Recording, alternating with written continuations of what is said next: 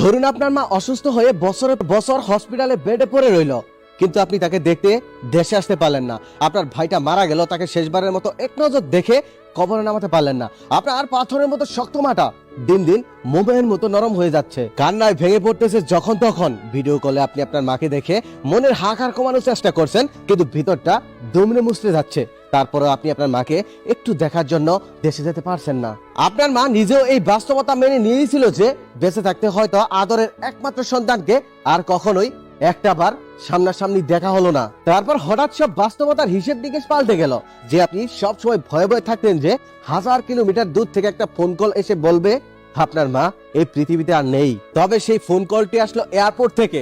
অবশেষে আপনার মা চলে এসেছে আপনার কাছে। চলুন আজকে দলমত আদর্শের আলাপ একটু সাইডে রাখি, মেকআপ আর্টিস্টের কামকাজ নিয়ে একটু না হয় পরে মজা করি। বহুদিন পর ছেলে আর মায়ের সাক্ষাৎ হয়েছে, আপাতত না হয় এই সুসংবাদটাই নিউজ ফিডে রাখি। ভিডিওটি কিন্তু শেয়ার করতে ভুলবেন না।